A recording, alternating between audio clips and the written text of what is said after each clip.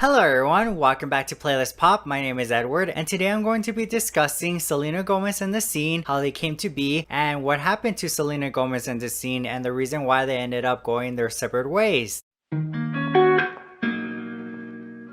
In the late 2000s, Selena Gomez was on one of the most successful shows on Disney Channel at the time, which was Wizards of Waverly Place, with already having some experience with releasing some songs such as her cover of Cruella de Vil, along with the single Tell Me Something I Don't Know for the upcoming movie Another Cinderella Story, which she starred in, along with doing other songs for that movie, and of course the Wizards of Waverly Place theme song. In August 2008, around the time that Another Cinderella Story was going to release, she told MTV News she wanted to be in a band and that she didn't want to be a solo artist and didn't want her name attached to it. And of course, Disney was already known for starting music careers for some of their actors / actresses. And at the time, there was the Jonas Brothers, Demi Lovato, and Miley Cyrus who were already doing music, which she spoke about, saying she wanted to do her own thing and not copy or do anything they did, which was amazing and that they are great at it. A year later, on August 12, 2009, Selena revealed on Twitter the news about her band Selena Gomez and the Scene, along with sharing the name of their first album Kiss and Tell, and the next day, August 13, she tweeted the reason for naming her band The Scene, saying, "I named my band The Scene because a lot of people are making fun of me, calling me a wannabe scene, so I thought I'd poke fun at that. Can't beat 'em, join 'em," along with also tweeting the premiere of their debut single Falling Down for August 21st on Radio Disney, which the music video premiered on Disney Channel after the premiere of the Wizards of Waverly Place movie on August 28th. The band members consist of 5 members, which in 2008 through auditions in LA they found the 4 that would make the Scene, and those members were Greg Garman, who was the drummer, Joey Clement, who played bass guitar, Ethan Roberts, who played lead guitar and backing vocals, and Dan Forrest, who played keyboard and backing vocals. And fun fact, there was actually another member named Nick Foxer who originally was playing keyboard and backing vocals, but for an unknown reason when the band formed, he ended up leaving. Dan Forrest ended up being his replacement, with the anticipation of their debut album Kiss and Tell being released on September 29, 2009, which was also the day the group had their television debut performance on Dancing with the Stars. With only days away till the release of the album, on September 21st, Selena began uploading episodes of a mini vlog 8-episode series on her YouTube channel, where we get to witness her journey into the music industry, from signing her first record deal, the LA auditions for band members, recording in the studio, sharing her thoughts throughout the process of creating Kiss and Tell, and more. And it was on episode 4, Tryouts, she revealed why she wanted to be in a band and more info behind the name. "I wanted to be a little different. Everybody thinks, oh, you're gonna be a solo artist, and technically that's ordinary, but I love bands, and you know, as Fall Out Boy and Forever the Sickest Kids, Paramore, Flyleaf, I was all that girl growing up. I love bands, so it's always been a dream of mine to be in a band, so I figured I could try to do something similar to that. My label really didn't want me to have a band because I do have a fan base that know me as Selena Gomez, so I tried to find a happy medium with them. That's why we kind of went with Selena Gomez, and along with ending it with maybe she wanted to be a solo artist and just be the Scene in the future once the band was more established, but for now she was happy with the path she chose. Selena Gomez and the Scene was a big success with hit songs like Naturally, Who Says, and Love You Like a Love Song. They made 3 albums, Kiss and Tell, which was a pop rock album, A Year Without Rain, this one being more dance pop, and When the Sun Goes Down, which was also dance pop. On January 6, 2012, which was the series finale of Wizards of Waverly Place, Selena said the band would be taking a break from music and that she was gonna focus more on acting. And one of the movies that she talked about in that interview that she was excited for was Spring Breakers, that she starred in with Vanessa Hudgens, James Franco, and Ashley Benson. On January 20th, Hit the Lights was officially their 3rd single from When the Sun Goes Down, and during a concert they had at the House of Blues in Los Angeles, Selena announced that Ethan Roberts was leaving the band, wishing him all the best on his future projects, and he was replaced with Drew Taubenfeld, which I apologize if I didn't pronounce his last name correctly. On February 11th, Selena had announced the band will be going their separate ways posting on Instagram with a photo with the crew and the band saying, "I can't express enough how grateful I am for this group. They have been with me since day one and I can't believe it's actually over. I love you, the scene." Along with including their names and ending it with, "Could not have done any of this without you. Currently bawling my eyes out. I'll miss you guys." And later she ended up posting a follow-up message on her Facebook saying, "Just to clear my last Instagram post, my band and I are going our separate ways for a while. This year is all about films and acting, and I want my band to play music whenever with whoever. We will be back, but it will be a good while. I love them and I love you guys." And on April 17th, the band performed for the last time on TV together on Dancing with the Stars. As to what happened to the scene and what they've been up to lately, well, for the most part, everybody is still doing music. So Joey Clement, who was the bass guitarist, he has played bass for Alex Band and Dylan Dunlap, and he plays bass for the band called Wayland. Drummer Greg Garman, so recently he's been playing drums for Big Time Rush along with other artists such as Holy Wars, Hollywood Undead, Becky G, and many others, and he also gives drum lessons. Ethan Roberts, who was the lead guitarist and also doing backing vocals, he writes and produced music, and at one point he was touring as a musical director for Katy Perry and Kelsey Ballerini, and one of his songs was featured in an episode on Grey's Anatomy and has received placements in commercials and TV shows. So Dan Forrest, who played the keyboard and also doing backing vocals, he and Joey reunited and joined a country band called Clamp It. And the most recent thing I found was him working as a musical director for Dylan Schindler and Noah Shinoksky. So of course, besides acting roles that Selena was doing, she did return to music, but this time as a soloist in 2013, releasing her first single, Come and Get It, from her first solo album, Stars Dance, which peaked at number 1 on the US Billboard 200 charts, having hits like Come and Get It and Slow Down, along with later releasing her greatest hits album in 2014, For You, that included the hit song The Heart Wants What It Wants and other hit songs from Being With the Scene and remixes. Not only that, but that greatest hits album was actually the last album under Hollywood Records, and on December 13, 2014, she posted on her Instagram the news of her signing to Interscope Records. As for a more in-depth answer as to why Selena Gomez and the scene ended up going their separate ways and Selena decided to become a solo artist, well, a few years later in 2017, she did give us an answer during a Ask Anything chat when a fan asked what happened to the scene. That to me was a very specific time in my life. I think when you're 14, 15, 16 and you're trying to sing about situations in life that you haven't experienced, I don't really know if that qualifies you as an artist, if I'm being honest with you. I think it was me exploring where I wanted to go, what I wanted to do, and it helped me to have people that were older around me help guide me, inspire me, and push me. And then there's a moment where I felt like I could do it and I wanted to try it on my own, and I feel like it's just kind of starting now. Along with ending it saying that it was part of Revival where it started to begin, where she started really finding herself and just what she really wanted, along with this newer album at the time that was coming out, which was Rare. And if you're wondering why when Selena was gonna release Rare she would consider it as CG2, well, yes, Stars Dance is actually her first album. That was because while doing Stars Dance and still being with Hollywood Records, as grateful as she is for the opportunity, she didn't have much creative control, and for Revival and Rare, while being signed to Interscope Records, she did, which is why she considers Revival her first album and Rare her second album. So to this day, I do still listen to Selena Gomez and the scene here and there because I do love their music. I do think that Hit the Light should have been a much bigger hit, but it's understandable because I don't think there was much promo for it around that time. That's when they started to make the decision of separating and just going their own ways. That's probably why there wasn't much promo for it. Another song that I really like that I think should have been a single is Off the Chain. I'm still surprised at how that was not a single with such an obvious choice. It has like this like winter vibe to it. Like you even hear the